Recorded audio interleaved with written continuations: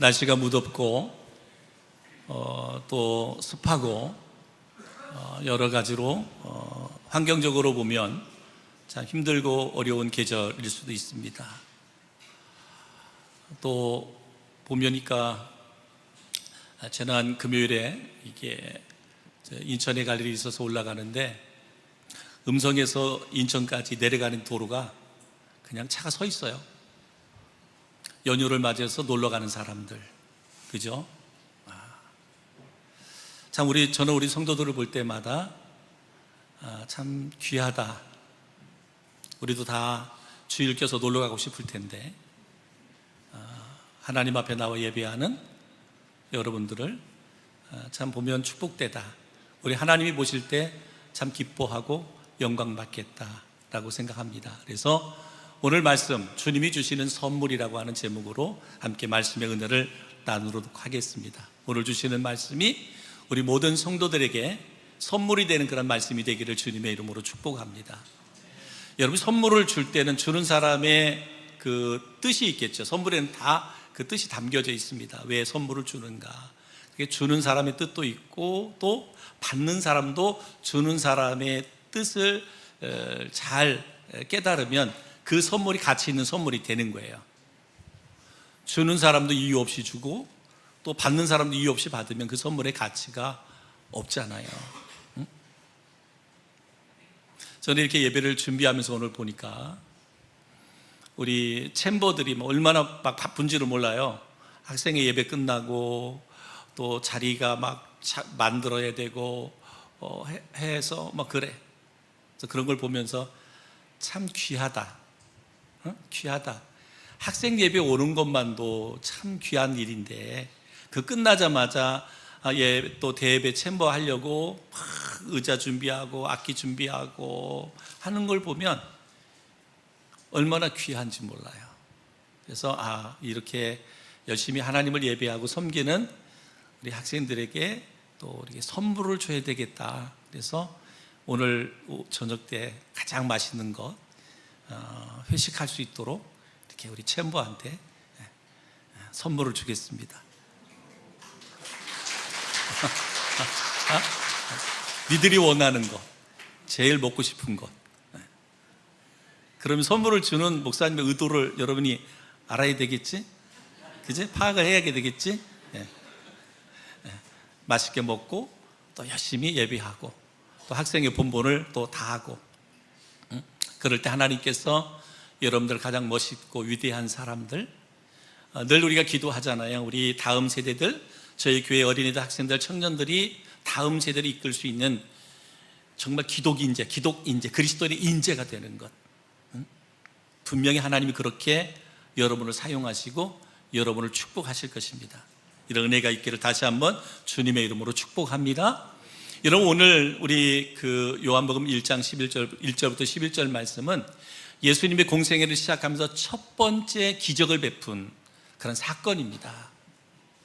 첫 번째 기적. 그러면 왜 이 잔치집에서 포도주가 떨어진 물을 포도주로 변화시키는 이 기적을 왜 첫 번째 행했을까? 그냥 우연히 잔치집에 갔다가 포도주가 떨어져서 예수님이 물로 포도주를 만들었을까? 우리가 그렇게 생각할 수 있을런지 모르지만, 그러나 하나님의 계획은, 하나님의 섭리는 우연이란 게 없거든요. 그러니까 주님이 첫 번째 기적과 이적을 베풀었을 때에는 거기에 분명한 하나님의 의도가 있어요. 뜻이 있단 말이에요. 그러니까 이게 선물이라 그랬잖아요. 오늘 예수님이 첫 번째 기적에 선물을 베풀어 주셨는데 그 선물, 기적을 베푼 하나님의 뜻이 있고요. 그 뜻을, 이게 선물을 주신 뜻을 잘 분별해내는 것이 또한 지혜로운 성도의 태도고 자세다라고 하는 거죠. 그래서 저는 오늘 주님이 주신 선물을 통해서 우리에게 주시는 세 가지의 선물의 의미가 있습니다. 세 가지의 의미가 있는데 이 의미를 잘 분별하고 깨달아서 정말 주님이 행하신 그 기적과 이적들이 오늘 우리 성도들 한 사람 한 사람에게 주시는 선물이 될 수 있기를 주님의 이름으로 축복합니다. 첫 번째는 주님께서 뭘 줬느냐? 그들에게 기쁨을 주셨다는 거예요. 기쁨. 여러분, 잔치 자리에 당시에 잔치에 포도주가 떨어졌다고 하는 것은 그 잔치를 베푼 가정 입장에서는 대단히 수치스러운 일이고 참 부끄러운 일이잖아요. 음식을 제대로 손님이 오셨는데, 잔치에 손님을 초청해서 손님이 오셨는데 음식이 떨어져서 대접할 수가 없는 거예요. 참 부끄러운 일이잖아요. 준비를 제대로 못한 가정으로 수치스러운 일이잖아요.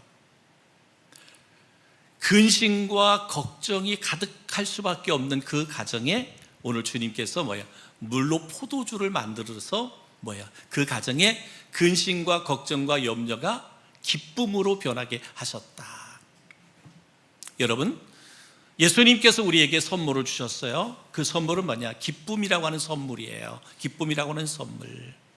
바로 하나님께서 이 혼인잔치에서 이 이적과 기적을 베풀어 주심으로 기쁨을 선물해 주셨는데, 그러면 이 기적에 주님의 엄밀하신 하나님의 뜻이 무엇이 담겨져 있을까?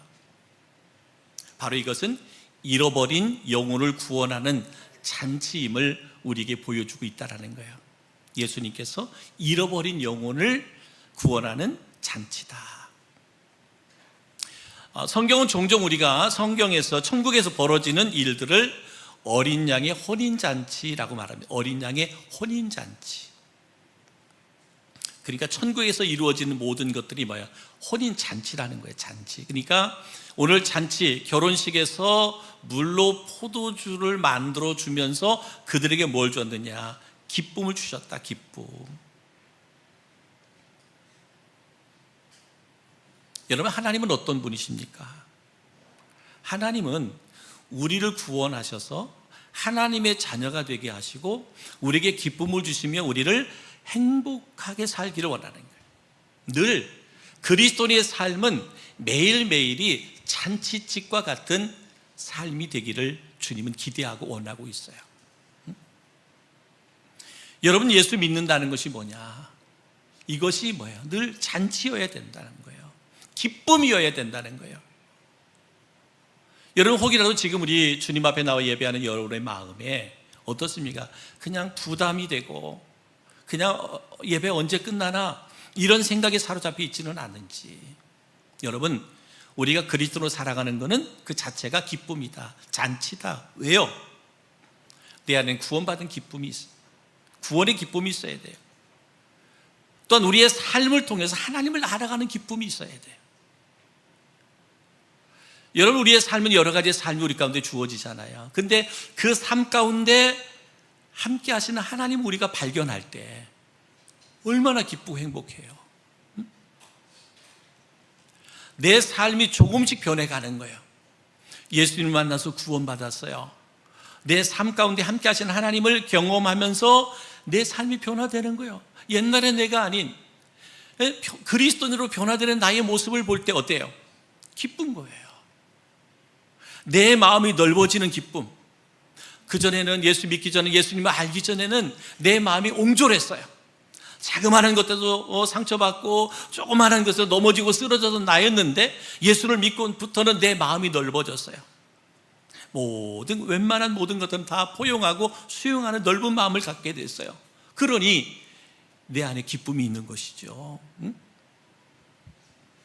과거에는 못했지만 이제는 기도할 때마다 용서할 수 있고 사랑할 수 있는 마음을 내가 가지게 되는 거예요.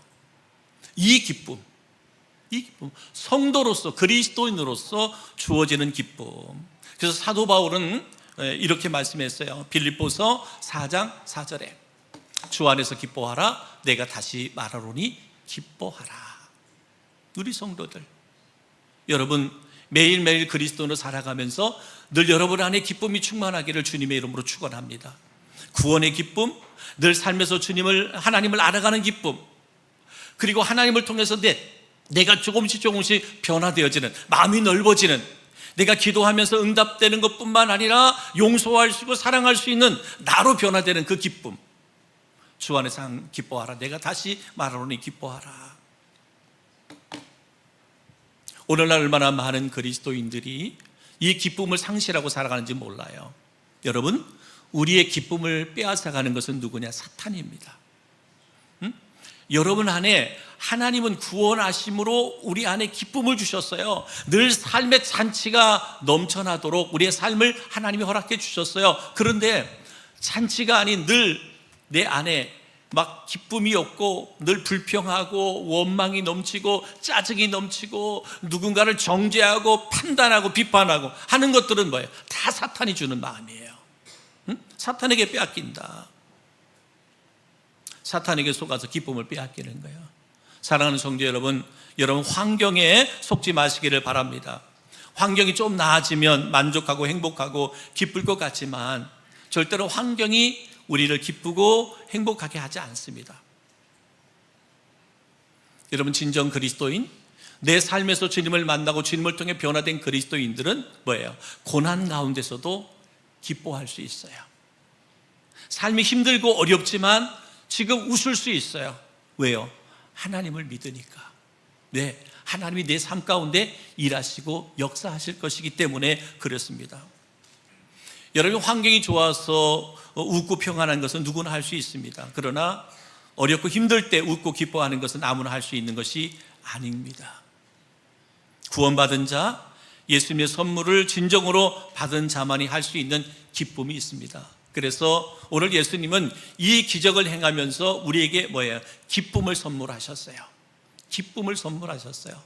여러분, 예수 믿고 구원받은 그리스도인으로 날마다 여러분 안에 기쁨이 가득하기를, 충만하기를 주님의 이름으로 축원합니다.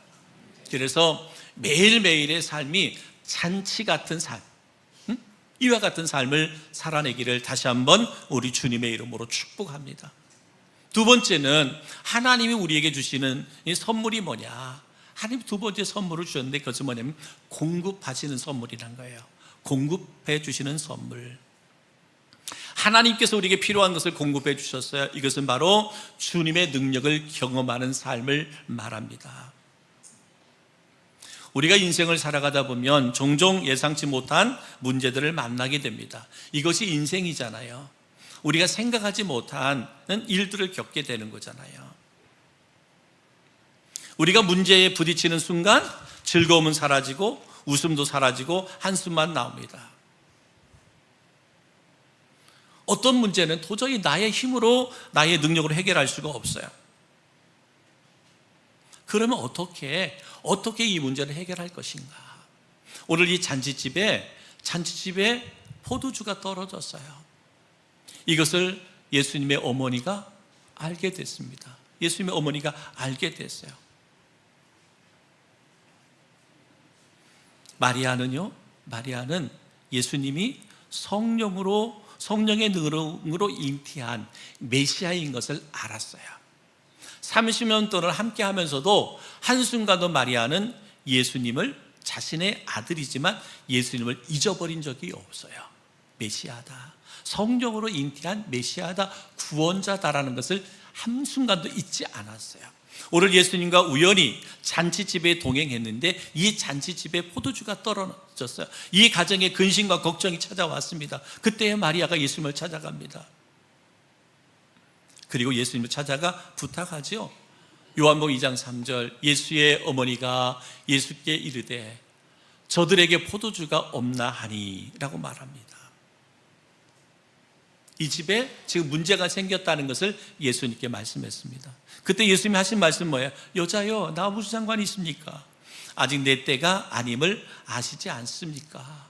라고 말씀하고 있습니다. 그런데 그 문제는 바로 해결되게 됩니다. 예수님은 어떤 분이세요? 우리를 위해 십자가에 죽으시고 우리를 위한 구원한 구원자이십니다. 그게 다가 아니잖아요. 예수님은 우리의 구원자가 다가 아니에요. 우리를 구원해 주실 뿐만 아니라 우리의 모든 것을 아시고 우리의 모든 것들을 공급해 주실 수 있는, 채워줄 수 있는 능력의 주님이심을 우리가 볼 수 있습니다. 우리의 인생의 잔치를, 우리의 기쁨을 빼앗아가는 모든 것들을 해결해 주실 수 있는 능력의 주님이 바로 예수님이다 라고 말하고 있습니다. 사랑하는 성도 여러분, 혹이라도 여러분의 인생에 문제가 있다면 문제로 인해서 여러분 좌절하고 절망할 것이 아니라 모든 문제를 능히 해결할 수 있는 주님 앞에 그 문제를 가지고 나아갈 수 있기를 주님의 이름으로 축복합니다. 그리고 믿음으로 그 주님께 맡기십시오. 오늘 육신의 어머니 마리아가 이 가정에 문제가 생겼을 때 그 문제를 가지고 주님 앞에 나아갔던 것처럼 여러분의 인생에 문제가 있다면 그 인생의 문제를 주님 앞에 가지고 나아가 그분께 맡기십시오.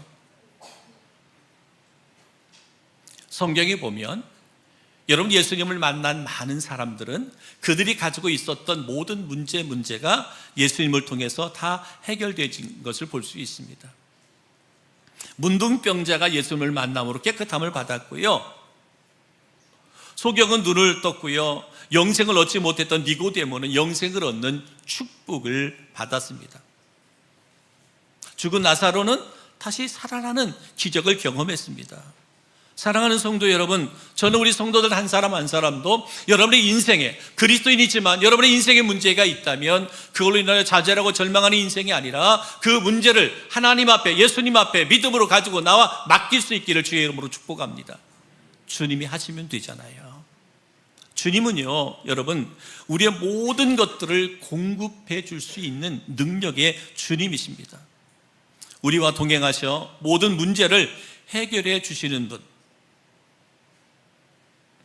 저는 우리 모든 성도 한 사람 한 사람이 이러한 예수님의 능력을 경험할 수 있는, 그 능력을 체험할 수 있는 성도들이 되기를 주님의 이름으로 축복합니다. 여러분, 하나님을 그리고 예수님을 믿고 사랑하는 사람들에게는 이러한 특권이 주어졌어요. 아버지께 가지고 나아갈 수 있는, 그리고 아버지께 모든 것을 맡길 수 있는 그런 특권이 주어졌다. 문제 앞에서 좌절하지 말고, 환경 앞에서 넘어지고 불평 원망하지 말고, 그 문제를 가지고 능력의 하나님, 능력의 주님 앞에 나아가 맡길 때 하나님 우리의 모든 필요를 채우시고 공급하셔서 그의 이름을 높이고 영화롭게 할 수 있는 우리 모든 성도들이 되기를 주님의 이름으로 축복합니다. 세 번째 선물은 뭐냐? 주님께서 주신 세 번째 선물. 첫 번째는 뭐라 그랬어요? 기쁨이라 그랬어요. 두 번째는 우리의 필요를 공급해 주신 선물이라 그랬어요. 세 번째는 뭐냐? 우리와 동행하시는 선물이에요. 우리와 동행하신다. 다시 말하면 우리와 함께 하시는 하나님, 우리와 함께 하시는 예수님. 예수님은 문제를 해결함에 있어서요, 특별한 방법을 사용하십니다. 오늘 하인들에게 뭐라고 말씀하고 있죠? 물을 떠오라고 말합니다. 그죠? 물을 떠오라. 그리고 어떻게 하셨어요? 손님들에게 가져다 주라고 말합니다. 물을 떠다 항아리에 담으라. 그리고 물을 떠서 손님들에게 가져다 주라고 말씀하고 있습니다. 여러분, 쉬운 일이 아니죠. 쉬운 일이 아닙니다. 거기에 예수님이 뭐를 타든지 그런 아무것도 없잖아요. 그냥 항아리에 물을 채우라 그랬고 그 물을 떠다 주라 그럽니다. 이건 순종을 말하는 거잖아요. 순종. 하나님의 말씀에 대한 순종, 예수님의 말씀에 대한 순종이에요. 여러분, 순종이라고 하는 것은 쉬운 것 같지만 또 쉽지 않은 게 순종입니다.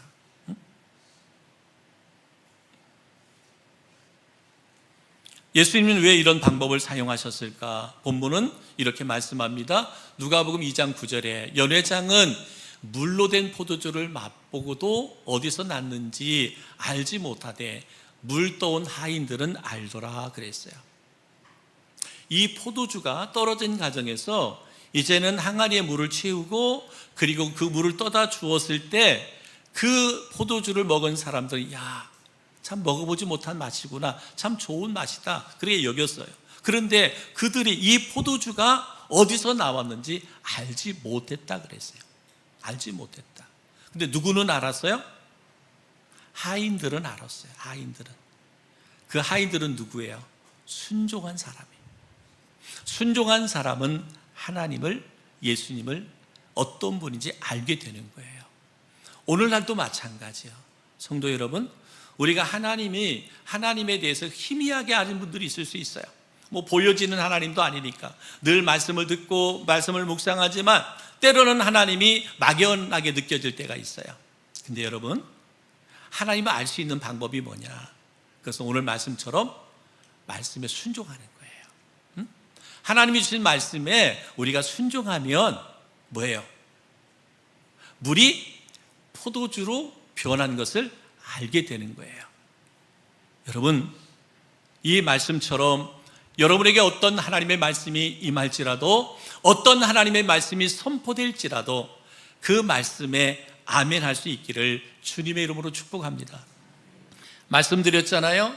하인들이 물을 채우라 할 때 채우고 그 물을 떠다 주라고 그러는 거 쉽지 않습니다. 그럼에도 불구하고 그들이 예수님의 말씀이기 때문에 순종했거든요. 순종했더니 뭐였어요?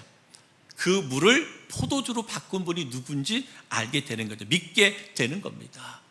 우리의 삶에서 우리가 순종하는 것 결코 쉽지 않아요.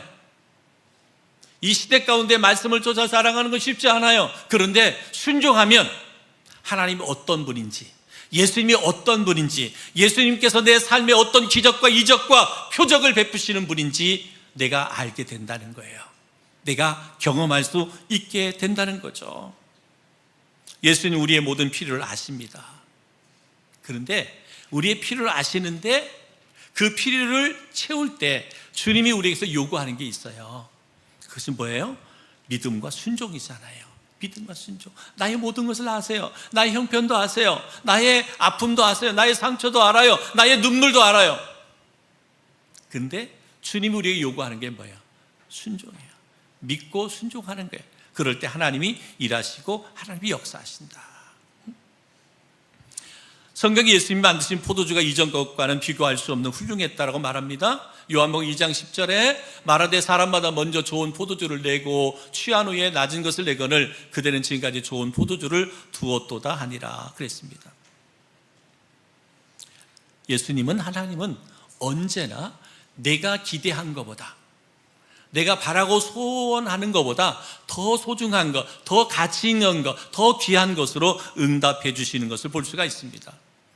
에베소서 3장 20절에 우리 가운데 역사하시는 능력대로 우리가 구하거나 생각하는 모든 것에 더 넘치도록 능히 하실 이에게 라고 말씀하고 있습니다.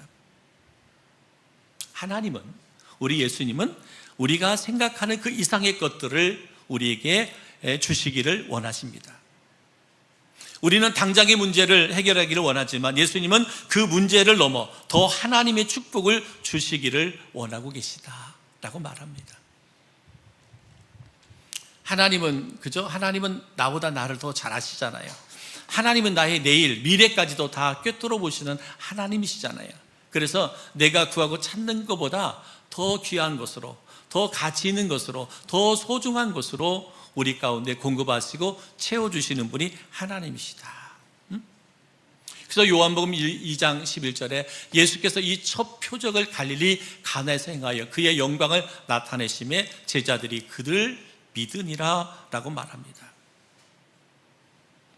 사랑하는 성도 여러분, 오늘 이 잔치집에서 중요한 것은 뭐예요? 문제는 포도주가 아니잖아요. 문제는 포도주가 아니에요.